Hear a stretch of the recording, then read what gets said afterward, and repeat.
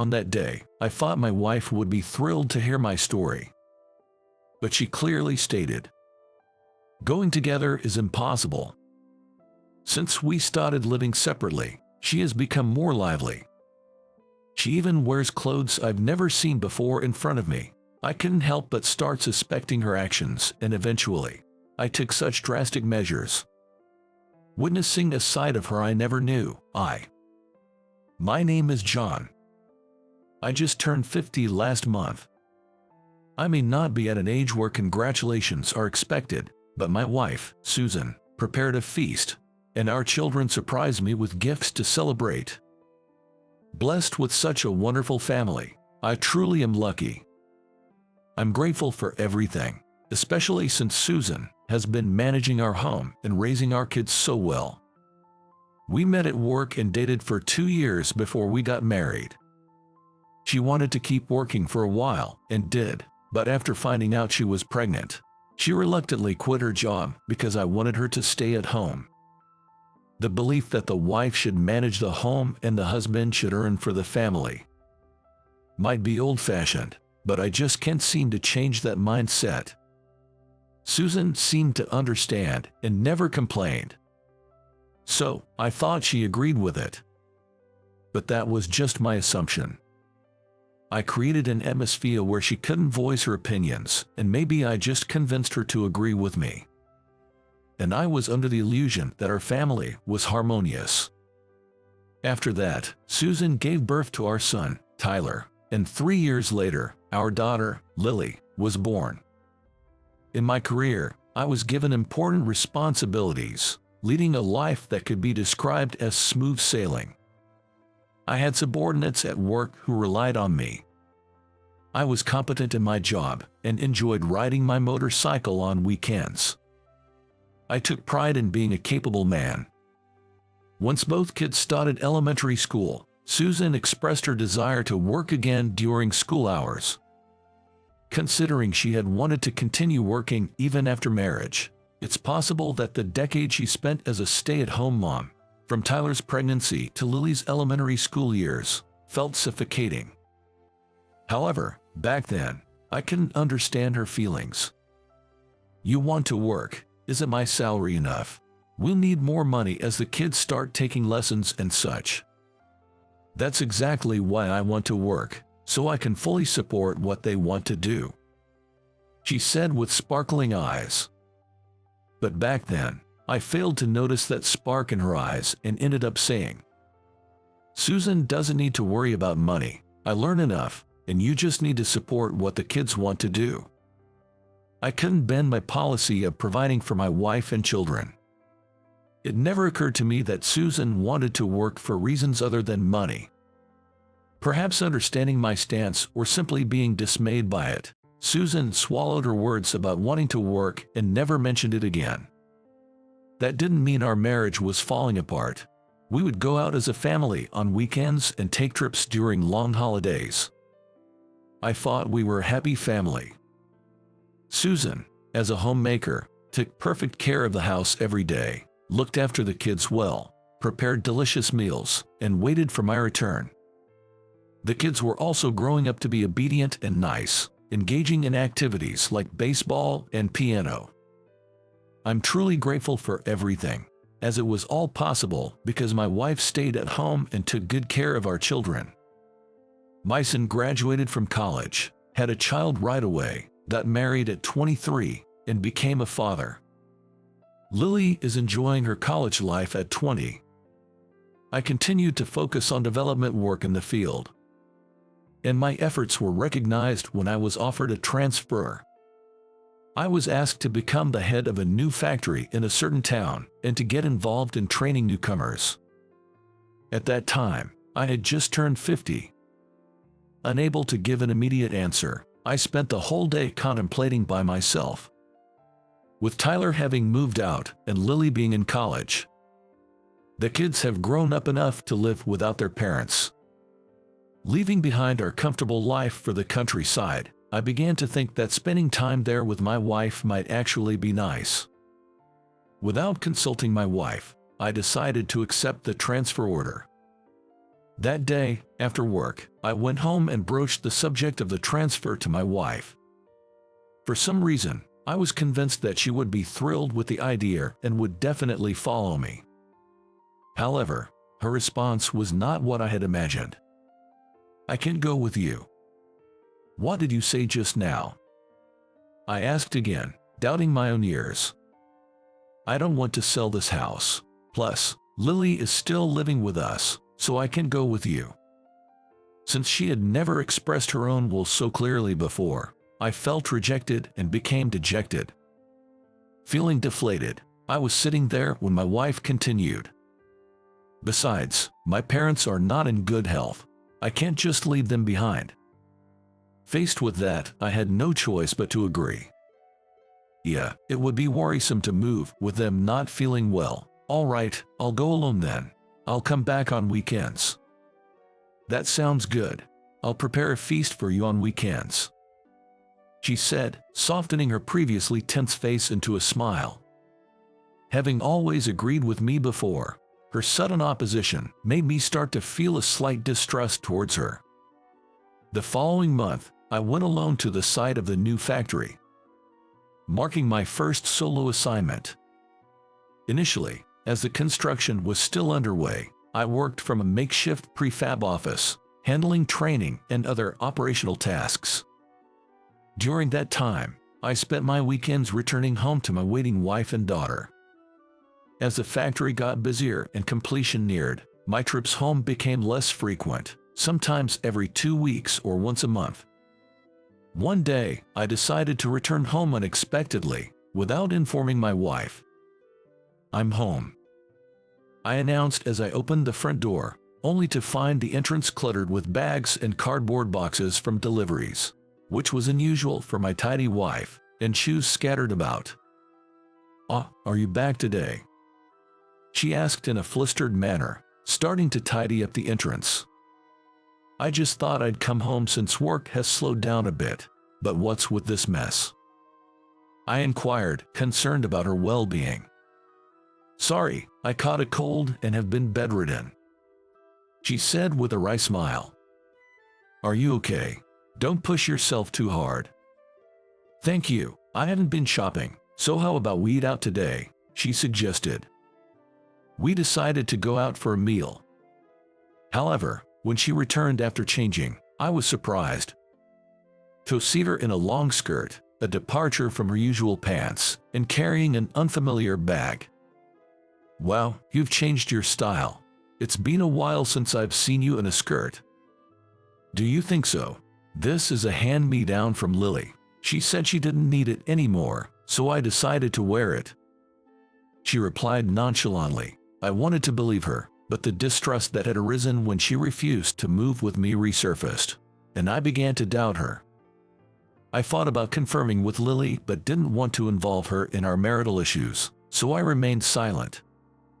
Even after returning to my assignment, the thought of my wife changing worried me, affecting my work.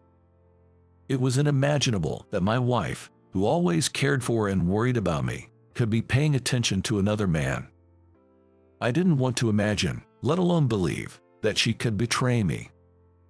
Yet, contrary to my feelings, I found myself imagining scenarios of what if.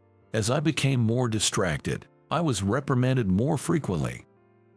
Realizing I couldn't fulfill my role as a manager, I decided to take some leave, return home without telling my wife, and confront her directly. I took a day off on Friday and planned to use the weekend to return home. Leaving early in the morning, I arrived near our house around 9 a.m. To avoid being noticed, I parked my car in a nearby lot and was about to head to our house when the front door opened. I reflexively hid behind something. My daughter left for school.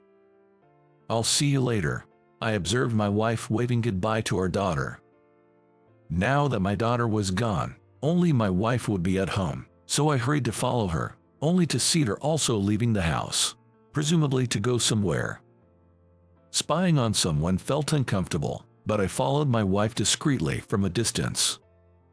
After about a 15-minute walk from our house, she entered a certain place. It was a nursing home for the elderly. I wondered if her parents had been admitted there. I could have gone in and asked her, but I just couldn't muster the courage, fearing I might uncover some unwelcome truth. Even after waiting for 15, then 30 minutes, she didn't come out. So I went to a nearby cafe where I could watch the entrance of the nursing home and waited for her to emerge. How long did I wait in that cafe? Ordering coffee after coffee and feeling the annoyed glances of the staff until I began to doze off, and finally, she came out. It was past 3 p.m. by the time she left. I hurriedly paid the bill and followed her.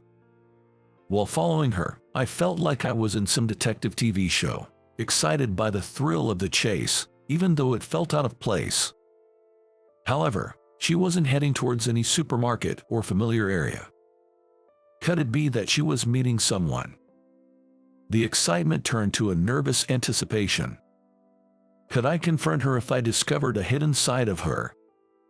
I was shocked to realize how meek I had become in the situation, despite always priding myself on my confidence as a man. Could it have been a 20-minute walk from the nursing home? Just imagining what might await filled me with such anxiety it felt like my chest might burst. She then energetically entered a certain place. It was a driving school. She already had a driver's license, so what business did she have there? I discreetly moved to a spot where I could see inside and searched for her. There she was, about to put on a helmet. She then got on a motorcycle and started the engine. I rubbed my eyes in disbelief, but there was no mistake, it was my wife. Learning to ride a motorcycle. She looked as happy as a child excited for a much-anticipated class. I felt deeply saddened that she had kept this a secret from me. Dejected, I walked back home. Upon opening the door, I found my daughter had already returned. "Dad, what's up? Did you take the day off work?" she asked, surprised to see my dispirited demeanor. "Yes, I took a day off. Hey, did you know that your mom was working?" "Ah, you should ask Mom directly. I have a part-time job now, so I'm heading out," she said, waving goodbye before leaving. I sat on the living room sofa, reminiscing about the sight of her working and taking motorcycle lessons. She always smiled at home, but the smile I saw today while she was working and learning to ride was different. It seemed to radiate from within. The traditional belief that men should provide and women should take care of the home had been my way of life, but I began to wonder if it had been too restrictive for her. I wanted to avoid burdening her with housework, childcare, and a job. But upon reflection, I realized that if I had taken on half the household duties, she could have pursued work without it being too much of a burden. Seeing her so vibrant and alive outside the home made me realize that what I had been doing might have been more of a hindrance than a help. Lost in these thoughts, I didn't even notice the living room darken as the day turned to night. Then, I heard the sound of the front door unlocking. In the dark room where no one was supposed to be, my wife noticed my presence and let out a scream like cry. Yikes! Whoa, what's wrong?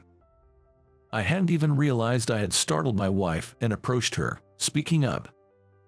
"Is that you? What are you doing in such a dark room?" She turned on the light and looked at me. Sorry, just lost in thought. Mind sitting here for a bit?" I encouraged my wife to sit on the sofa. "But I have to prepare dinner. Does it have to be now?" My wife hurriedly stored the groceries in the fridge and reached for her apron to start dinner. "Can you sit here instead of making dinner?" At my words, she stopped reaching for her apron and finally sat down opposite me. "Susan, I'm sorry." What for? What are you apologizing for?" "I had someone follow Susan today." "You followed me?" "Yes, walked from the morning to the nursing home, left there after 3 p.m., and then walked to the driving school." She looked a bit sheepish upon hearing my story, but soon laughed and said, "You caught me in everything." She said it in a childlike manner. I'm sorry for keeping it a secret, but why? That's because, well. As I hesitated to speak clearly, she spoke up for me. You thought something was fishy because I didn't want to move with you for your job transfer, right? I felt my face turning red as she spoke my exact thoughts. I just nodded silently. Seeing this, Susan burst into laughter. She seemed much more cheerful and louder than when we lived together, which made me wonder if her personality had changed. Noticing my surprise, she explained, I'm working at a nursing home now. There are many people hard of hearing or very cheerful, so I naturally ended up speaking like this. Why did you decide to work secretly, and why are you taking motorcycle lessons? I pressed on, wanting clear answers from her. She was silent for a moment but then looked me in the eyes and began to speak. You always told me not to worry about money and allowed me to want to work. It wasn't just about money. I wanted more social connections.